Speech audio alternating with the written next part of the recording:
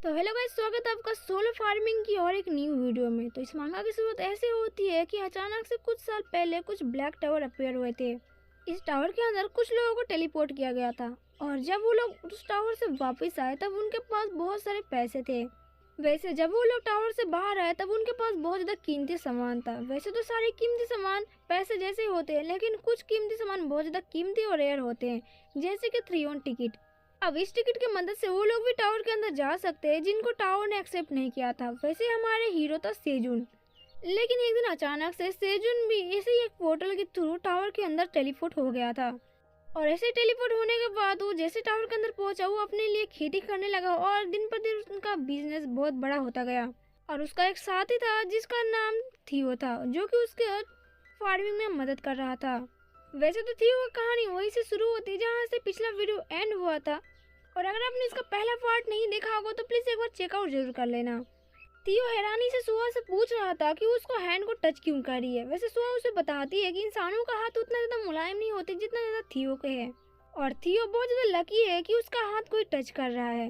वैसे थियो इसे सुन के बहुत ज्यादा हैरान था कि इंसानों को भी ऐसे शौक होते जो कि बिल्लियों को पंजा छूना उनको अच्छा लगता है।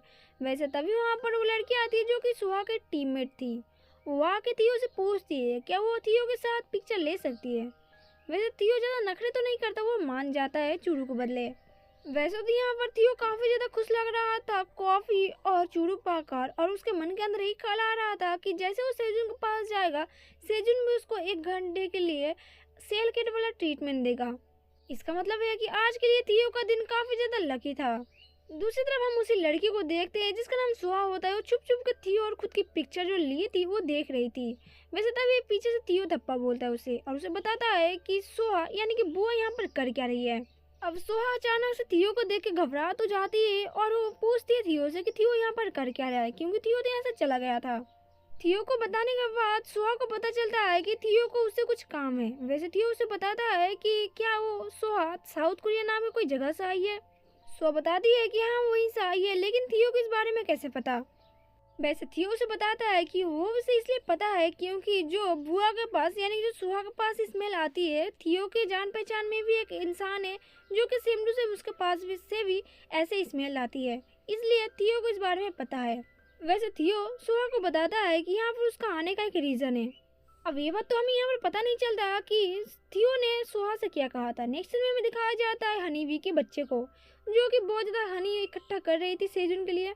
वैसे हमें यहाँ पर देखने को मिलता है कि सेजुन काफ़ी ज़्यादा खुश लग रहा था हनी वी के इन बच्चों को पाल कर और ऊपर से शहद इकट्ठा कर कर।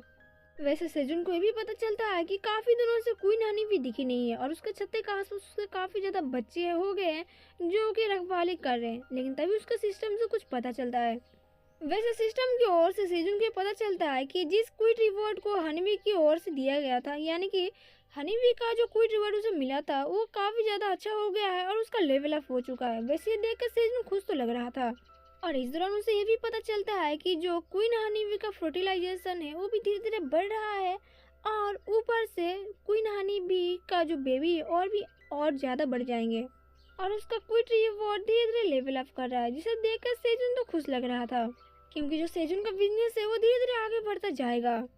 जिसके बाद हमें जानने को मिलता है कि सेजुन कुछ दिन पहले एक ब्लू मून वाला कैरेट को बाहर निकाला था और उन सबको बांट दिया था रैबिट और ब्लैक टावर को, और अब जाके सेजुन फिर से कैरेट को हार्वेस्ट कर रहा है, जिसे देखकर सारे जो रैबिट थे बहुत ज़्यादा खुश लग रहे थे, और सेजुन एक एक करके सारे रैबिट को उनका हिस्से का कैरेट दे देता है, जिसे पाकर सारे रैबिट बहुत ज़्यादा खुश लग रहे थे और सेजुन को ग्रीट कर रहे थे।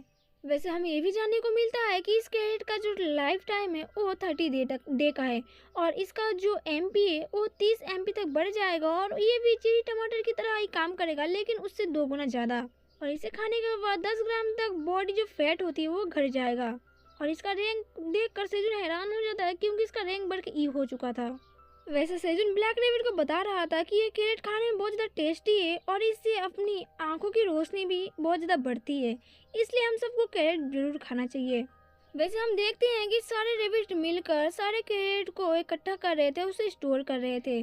तब हम देखते हैं कि ब्लैक रैबिट वहीं पर गिर जाता है। सेजुन से बताता है कि तुम इतना कमज़ोर मत बनो, अभी बहुत ज़्यादा काम है और तुम अभी से थक के गिर गए, ऐसा नहीं चलेगा, चलो उठो और काम करो।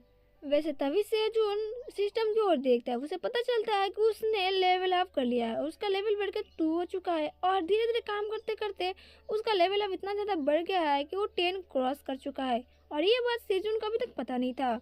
और सिस्टम उसे ये भी बताता है कि सिस्टम के तौर से सेजून को एक क्विट रिवॉर्ड मिला है, जो कि सेजून को एक बार ओपन करके ज़रूर देख लेना चाहिए। इससे सेजून तो काफ़ी ज़्यादा खुश हो जाता है और वो क्विट रिवॉर्ड को ओपन करके देखता है। सेजून जब टावर मैनेजर से पूछता है कि उसे किस तरह का रिवॉर्ड मिला है, तो टावर मैनेजर उसे बताने से मना करता है और कहता है कि सेजून को खुद ओपन करके इसे देख लेना चाहिए, क्योंकि सेजून को मेहनत की तौर से ये उसको रिवॉर्ड मिला है, इसलिए सेजून को ओपन करने के बाद इसे पता चल जाएगा। अब देखा जाए तो सेजून को एक तरह से पता था कि उसे किस तरीके का रिवॉर्ड मिलने वाला है, लेकिन उसे कुछ अलग तरीके का भी रिवॉर्ड मिल सकता है, क्योंकि सेजून यहाँ पर टावर फार्मिंग का काम करता है और बाकी के जो हंटर है वो हंटिंग का काम करते हैं। तो यहाँ पर जाहिर सी बात है कि सेजून को कुछ अलग तरीके का रिवॉर्ड मिलेगा। अब क्विट रिवॉर्ड को ओपन करने के बाद सेजून को ये बात पता लगती है कि सेजून को इस फार्मिंग की एरिया को कुछ ज़्यादा बड़ा करना है और सेजून इसको जितना बड़ा करेगा उसको रिवॉर्ड के तौर पर और भी ज़्यादा फायदा होने वाला है। जब ये बात पता चलती है तो सेजून बहुत ज़्यादा खुश हो जाता है और वो कहता है ये तो उसके लिए बहुत ज़्यादा आसान का काम है और वो बड़ी आसानी से इस एरिया को बड़ा कर लेगा फार्मिंग के लिए। जिसके बाद हम देखते हैं कि सेजून और बाकी के रैबिट लग जाते हैं अपने काम में और बहुत ज़्यादा मेहनत और हार्ड वर्किंग करने के बाद सेजून और ब्लैक रैबिट सब ने मिलकर उस एरिया को काफ़ी ज़्यादा बड़ा कर दिया था। अब इतने ज़्यादा मेहनत करने के बाद सेजून और ब्लैक रैबिट बहुत ज़्यादा थक जाते हैं और वहीं पर गिर जाते हैं। वैसे तो सेजून को काफ़ी ज़्यादा खुशी थी कि उसने इस क्यूट को कंप्लीट कर लिया और उसको रिवॉर्ड के तौर पर अच्छा रिवॉर्ड भी मिल गया। जिसके बाद हम नेक्स्ट सीन देखते हैं कि सेजून ब्लैक रैबिट और बाकी सारे रैबिट को बाय बोल कर वहाँ से सोने चला जाता है और वहीं पर दूसरी तरफ हम कपल रैबिट को देखते हैं, जहाँ पर वो अपने रैबिट बच्चे को अंदर आने नहीं दे रहे थे और उनको भगाकर अपने गेट को बंद कर देते हैं।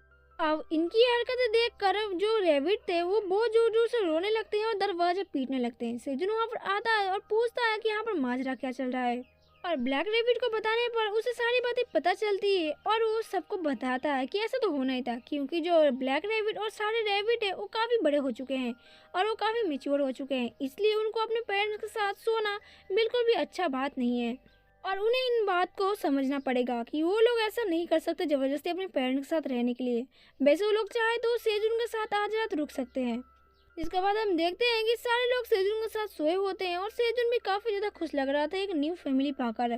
जिसके बाद हम नेक्स्ट सीन में देखते हैं जहाँ पर टीम लीडर डोंगसिक बैठा होता है बहुत ज़्यादा परेशान और अपने मन के अंदर सोच रहा होता है कि उसकी बेटी उसके लिए क्या सोच रही होगी। तब यहाँ पर सोहा आती है थियो के साथ। सोहा के बताने के बाद टीम लीडर डोंगसी को पता चलती है कि जो थियो है उसे टीम लीडर डोंगसी के साथ कुछ काम है, इसलिए वो यहाँ पर आया है।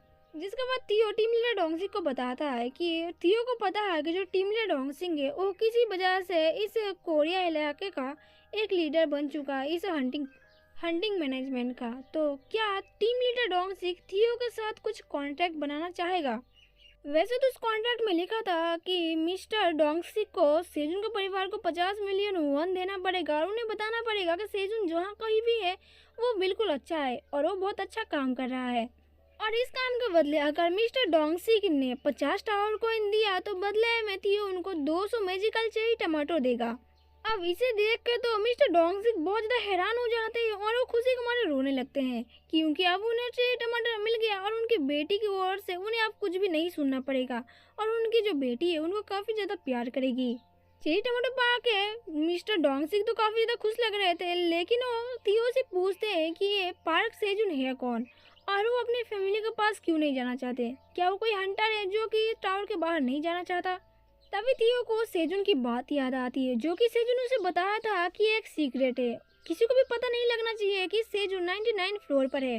इसलिए थियो टीम लीडर डोंगसी को बताता है कि सेजून एक उसका फ्रेंड है जो कि उसकी जान उसने 14 फ्लोर पर बचाई थी, इसलिए वो उसकी बस हेल्प कर रहा है। अब ये सुनकर टीम लीडर डोंगसिक तो काफ़ी ज़्यादा हैरान लग रहे थे और वो थियो से पूछ रहे थे क्या ये बात सच है कि कोई एक हंटर है जो कि 14 फ्लोर पर पहुंच चुका है और उसने मैजिकल चेरी टमाटर का इन्वेंशन कर लिया है। वैसे तो उनके मन में काफ़ी ज़्यादा सवाल थे, लेकिन यहाँ पर थियो बताता है कि वो सारी बातें यहाँ पर नहीं बता सकता। मिस्टर सेजून जो है वो काफ़ी अच्छे इंसान है और उन्होंने अपने सीक्रेट को बताने के लिए मना किया है। अब टीम लीडर डोंगजिक अपने मन में सोच रहे थे कि हमें इतना ज़्यादा मेहनत करना पड़ रहा है 38 फ्लोर को क्लियर करके 39 फ्लोर पर जाने के लिए, और एक बंदा है जो कि हंटर है, वो अकेले उसने 40वां टावर को कंप्लीट कर लिया है। आज तक मैंने ऑफिशियली ऐसा नहीं सुना है कि ऐसा भी कोई हंटर मौजूद है, एक सोलो हंटर जो कि किसी भी गिल्ड से बिलोंग नहीं करता, एक बिना गिल्ड का हंटर जो कि सोलो हंटिंग करता है। अगर उसके साथ मैं रहूं तो मेरा फ़ायदा ही फ़ायदा होगा। मैं यहाँ पर कोई भी एक्सक्यूज़ नहीं देना चाहूँगा, क्योंकि अगर इस हंटर के साथ मैं रहा तो मेरा रेपुटेशन भी आगे बढ़ेगा और इसके गिल्ड में मैं शामिल भी हो सकता हूँ। इसलिए वो थियो की बात मान जाते हैं और कॉन्ट्रैक्ट में साइन कर देते हैं। वैसे टीम लीडर डोंगजिक बताता है कि ये कॉन्ट्रैक्ट में उन्होंने साइन तो कर दिया है, लेकिन वो 10 दिन के बाद सेजुन के माता पिता को खबर देने के बाद वो थियो को जरूर अपडेट देंगे, और वो चाहते हैं कि वो पार्क सेजुन की टच में रहे। इसलिए वो थियो को सारी बातें बता के 10 दिन के बाद मिलने का बात करते हैं। जिसके बाद सीन शिफ्ट होता है, हम देखते हैं रेविड को जो कि अपने लिए खुद का एक घर बना लिए थे, जो देखकर सेजुन काफी ज्यादा खुश लग रहा था, क्योंकि उन लोगों ने मिलकर काफी सुंदर एक घर बनाया था और अपने लिए रेस्ट करने के लिए एक छोटा सा घर भी बनाया था, और घर के ऊपर एक अनियन का छोटा सा छत्ता भी बना दिया था, जिसे देखकर काफी अच्छा लग रहा था।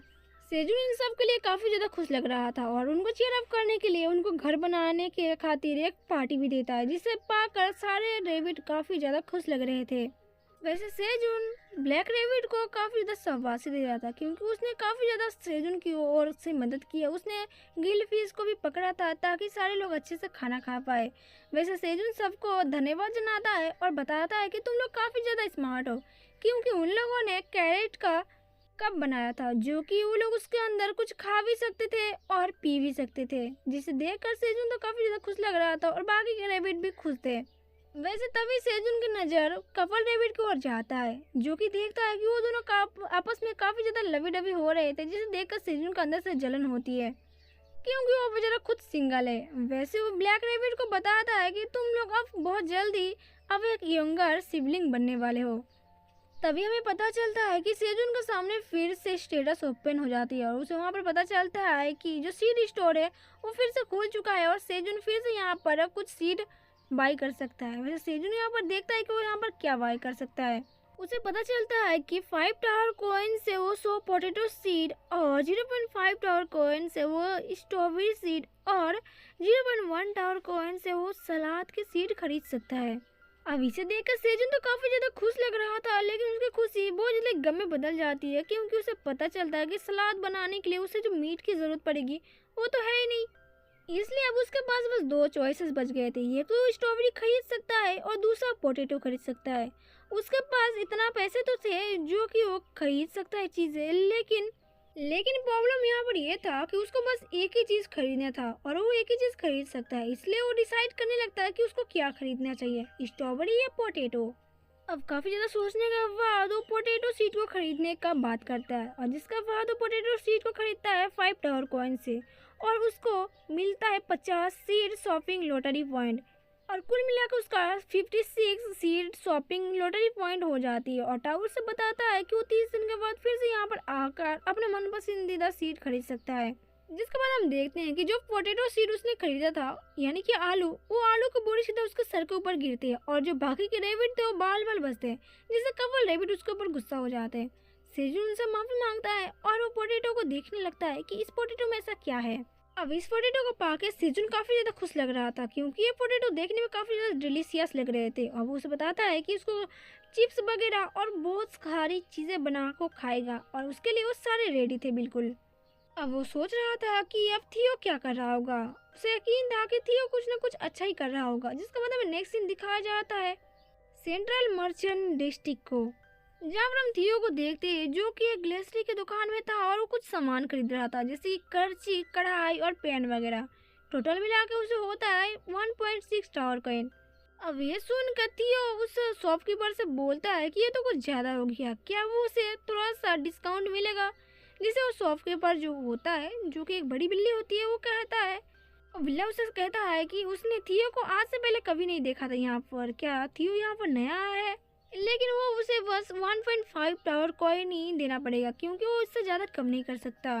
थियो के काफ़ी ज़्यादा रिक्वेस्ट करने पर वो बंदा कहता है कि वो इससे ज़्यादा डिस्काउंट नहीं दे सकता, इसे लेना है तो ले, वरना यहाँ से चला जाए। अब थियो ठहरा, इसलिए वो इंसानों वाला दिमाग लगाता है और नाटक करके वहाँ से जाने लगता है। कहीं और से सामान मैं खरीद लूंगा, तुम अपना सामान अपने पास ही रखो। अब घबराहट के मारे वो शॉपकीपर थियो को रोकने लगता है और वो कहता है कि तुम रुक जाओ, मैं तुम्हें 1.3 टावर कॉइन में दे दूंगा।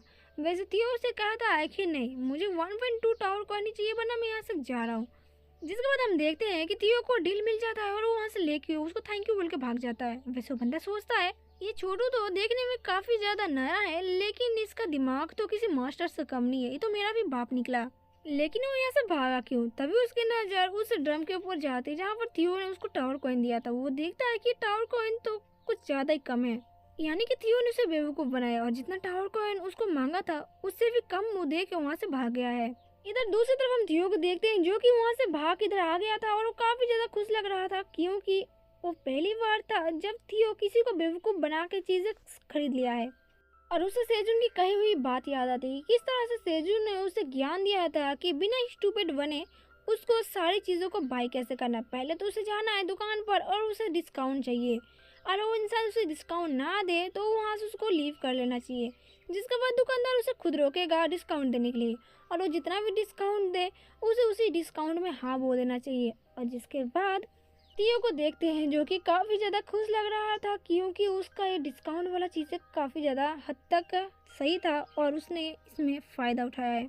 अब थियो रास्ते से जा रहा था और उसे पता था कि किस तरीके से अब उसको डिस्काउंट लिया जा सकता है चीज़ों को खरीदने के लिए, और उसके टावर के बाहर काफ़ी सारी चीज़ें हो गई जो वो खरीदना चाह रहा था। तभी उसकी नज़र एक गली की ओर जाती है जहाँ पर वही उसकी नज़र उसी गॉब्लिन के ऊपर जाती है जिसने थियो को बेवकूफ़ बनाया था और 5 टावर कॉइन को हड़पा था। थियो देखता है कि वो गॉब्लिन किसी और को बेवकूफ़ बना रहा था, उसे बता रहा था कि वह उसको किस तरीके का एक हाई लेवल का मर्चेंट बना देगा। थियो देख के अपना गुस्सा कंट्रोल नहीं कर पाता और कहता है कि इसके हमारे धोखेबाज को तो छोड़ेगा नहीं, क्योंकि वो फिर से किसी और को बेवकूफ़ बना रहा है। इसलिए थियो उसके ऊपर चिल्लाते हुए कहता है कि फाइनली मैंने तुम्हें ढूंढ लिया, तुमने मेरे साथ स्कैम किया था ना। अब ये देख के तो वो गॉब्लिन तो काफ़ी ज़्यादा घबरा जाता है और थियो के पास जाके कहता है, अरे मेरे प्यारे दोस्त, तुम कहाँ से आ गए?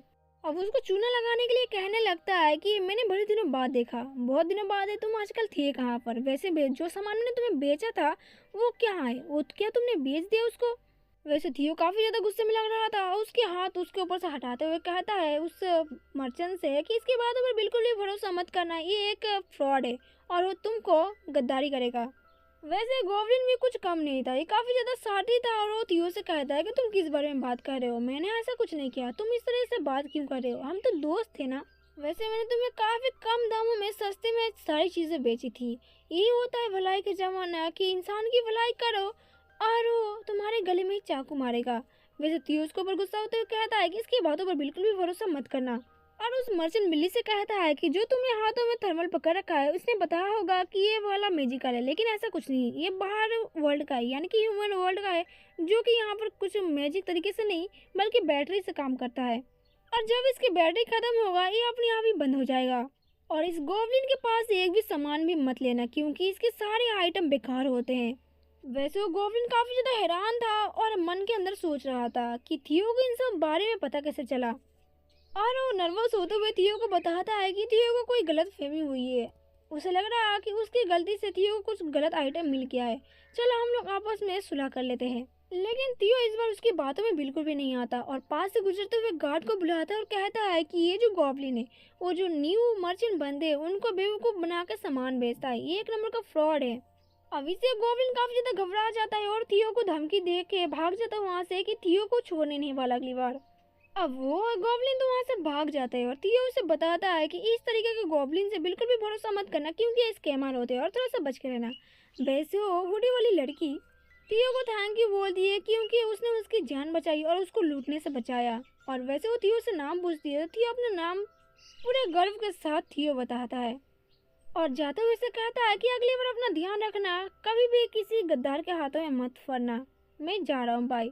जिसके बाद वो लड़की उसको थैंक यू बोलती है और हम देखते हैं जैसे थियो वहाँ से जाता है वो लड़की कहती है सबको कि सब अपने जगह से बाहर आ सकते हैं क्योंकि मिशन कंप्लीट हो चुका है। और यहाँ पर एक बड़ा राज खुलता है जो कि हमें जानने को मिलता है, जो नीली हुडी वाली बिल्ली है ये कोई मर्चेंट व्यापारी नहीं है, इस बिल्ली का नाम जेथर है और एक मर्चेंट एसोसिएशन का स्पाई है जो कि अभी अपने मिशन में थी। जिसके बाद हम देखते हैं कि उसके पास 3-4 डॉग आ जाते हैं जो कि उसी के साथ एक स्पाई थे। उनके आने के बाद इन सबसे पूछती है कि मैंने तुम लोगों को क्या बताया था, मिशन के दौरान आसपास कोई भी नहीं होना चाहिए। अब वो डॉग उससे माफी मांगते हुए कहता है कि उसने देखा था कि 100 मीटर तक दायरे में यहाँ पर कोई भी नहीं था, लेकिन अचानक से कहां से मर्चेंट बिल्ला यहाँ पर आ गया जिन्हें उनको बारे में बिल्कुल नहीं पता। अब एजेंट जेथर कहती है कि तुम लोग यहाँ पर एक्सक्यूज बिल्कुल भी नहीं दे सकते, क्योंकि पिछले कुछ महीनों से जिन स्कैमर को पकड़ने के लिए ये लोग तैयारी कर रहे थे उसका मिशन फेल हो चुका है और ये लोग एक्सक्यूजेस दे रहे हैं और इनकी लापरवाही की वजह से इनका मिशन फेल हो चुका है। इसलिए अब उनको यहाँ पर 100 पुशअप पुलअप लगाना पड़ेगा और ये इनकी सजा है। वैसे हमें जेथर बताती है कि किस तरीके से आजकल स्कैम बहुत ज़्यादा हो गए हैं। इसे स्कैम के बारे में तब पता चला जब उनके ऑफिस में ये रिपोर्ट बहुत ज़्यादा बढ़ने लगी। काफ़ी ज़्यादा छानबीन करने के बाद इन्हें पता लगा है कि कुछ मर्चेंट को, जो कि न्यू कमर मर्चेंट है और अपने मर्चेंट करियर स्टार्ट करने जा रहे थे, उन्हीं मर्चेंट को स्कैम किया जा रहा है। और काफ़ी ज़्यादा मेहनत करने के बाद एक स्कैमर के बारे में पता चला और एक आदमी के थ्रू हम उस स्कैमर से आज मिले थे। वैसे तो कुछ महीनों को मेहनत के बाद आज ये सिलसिला खत्म होने वाला था और ये फ्रॉड वाला जो मर्चेंट था वो हमारे हत्थे लगने वाला था, लेकिन पता नहीं कहां से बिल्ला मर्चेंट यहाँ पर आ गया और हमारे सारे काम और मेहनत में पानी फेर गया और इनका काम बिगड़ गया। वैसे उसका नाम बताती है थियो और वो कुछ सोचने लगती है, उसके जहन में कुछ प्लानिंग चल रहा था। वैसे उसे लग नहीं रहा था कि थियो भी स्कैमर हो सकता है, लेकिन क्या पता हो, इसलिए वो चाहती है कि क्यों ना वो एक बार फिर से थियो के साथ मुलाकात करे। जिसके बाद हम नेक्स्ट सीन देखते हैं जहाँ पर सेजून रेबिट को बता रहा था कि किस तरह से उसे आलू को काटना पड़ेगा ताकि वो लोग फार्मिंग कर सके। वैसे सेजून उस रेबिट को बताता है कि कैसे उसने इंटेलिजेंट का काम किया है। उसने एक पोटैटो को काट कर 4 टुकड़ों में कर दिया और इसी तरीके से उसके 100 पोटैटो में 400 पोटैटो बन गए। वैसे यहाँ पर बताता है कि इस तरीके का फार्मिंग उसने यूट्यूब से सीखा था, जो कि आज उसे एक बहुत काम आया है। जिसके बाद उसे सिस्टम के थ्रू पता चलता है कि उसको 33 स्क्वायर मीटर पोटैटो फीड मिला है और उसने 10 EXP कमाया है, जो कि उसके लिए काफ़ी ज़्यादा था और उसका काबिल तारीफ था। वैसे वो सब काफ़ी ज़्यादा खुश थे क्योंकि उन लोगों ने अब स्वीट पोटैटो उगाना सीख लिया था। और इसी के साथ ये चैप्टर यहीं पर ख़त्म होता है।